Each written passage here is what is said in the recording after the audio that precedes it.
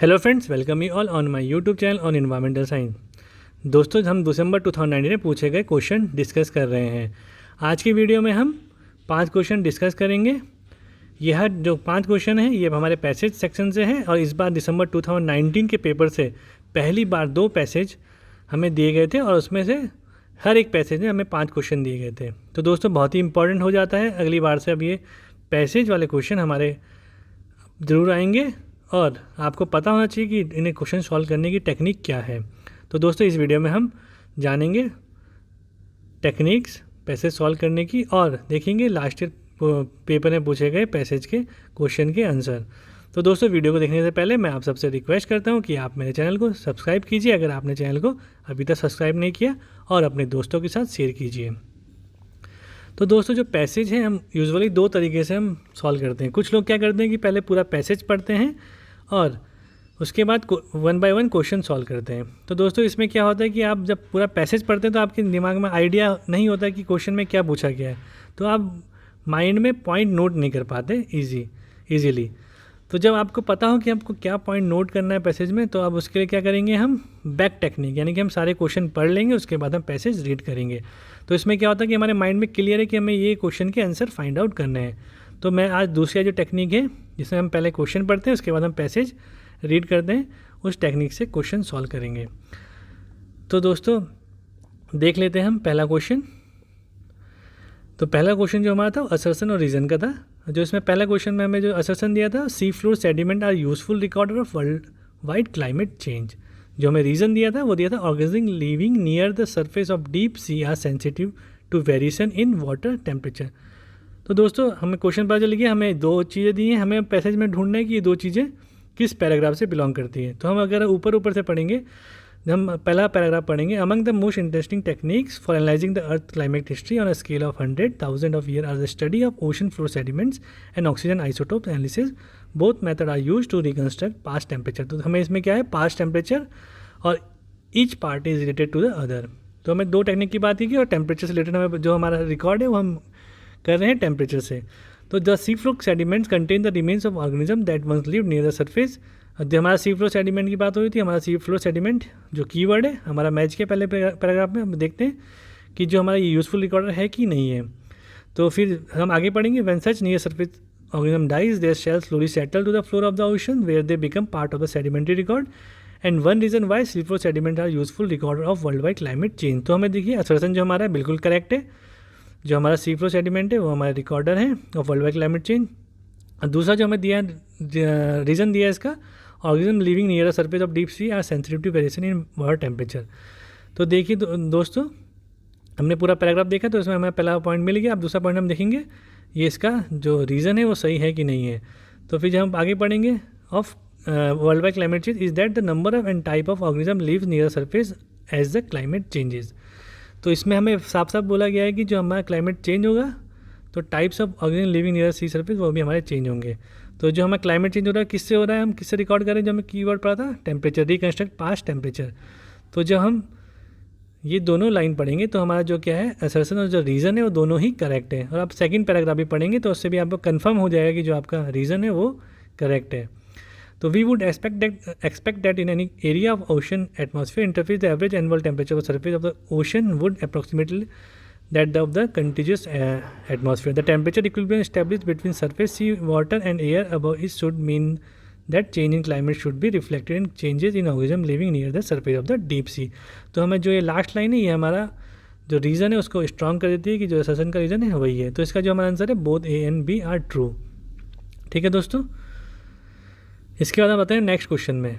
तो जो हमारा नेक्स्ट क्वेश्चन है दोस्तों, इसमें पूछा गया कि water molecule with O16 evaporate more readily from the ocean. Water molecule with O18 are found in greater concentration in glacial ice than in ocean.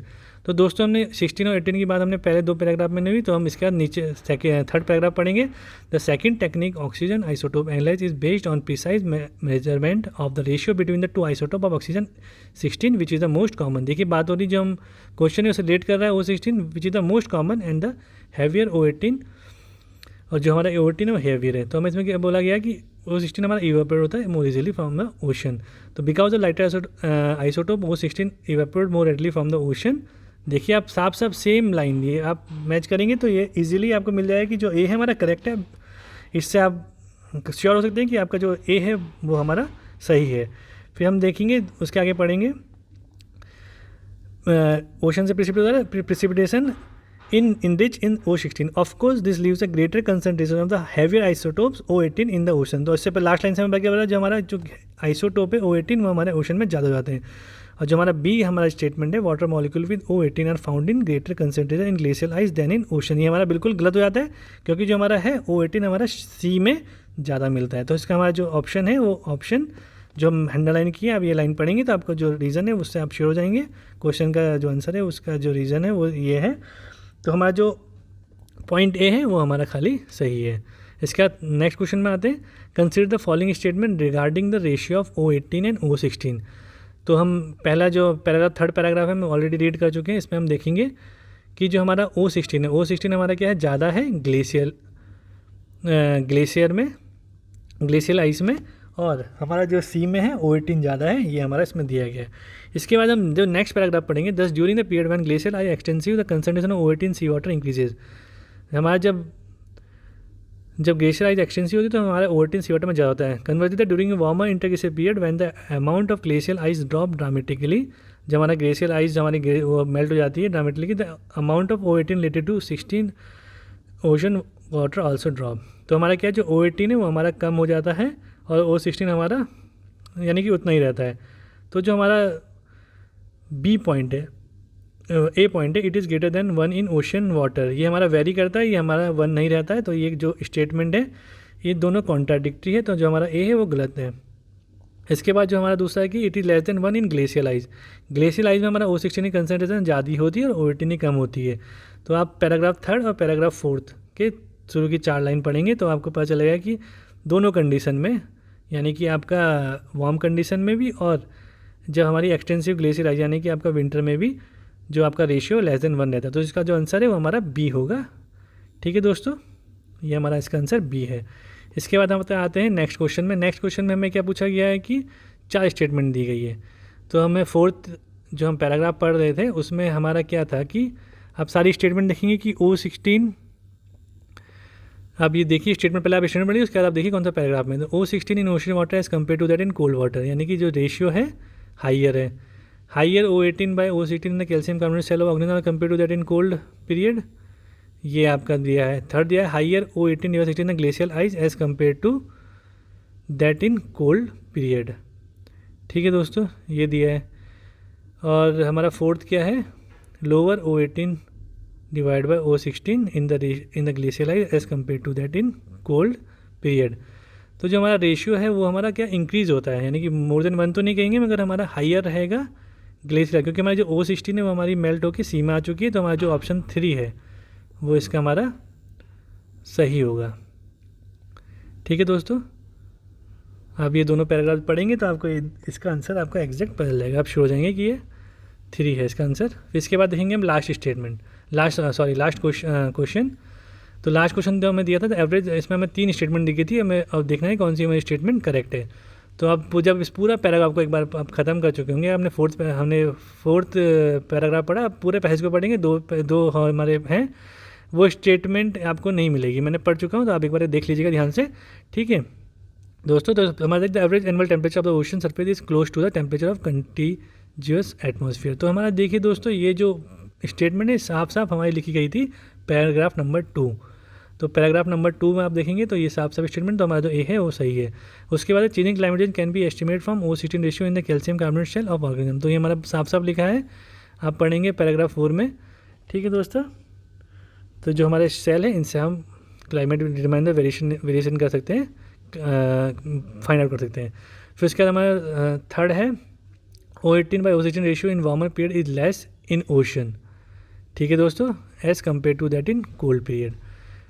तो दोस्तों हमें पता है कि वार्मर पीरियड में क्या होता है कि हमारा जो ग्लेशियल आइस है वो मेल्ट होती है, उससे जब ग्लेशियल आइस मेल्ट होगी तो हमारा जो O16 है वो हमारा सी की तरफ आएगा, तो जो हमारा O18 है, O18 कंसंट्रेशन ओशन में कम हो जाएगी।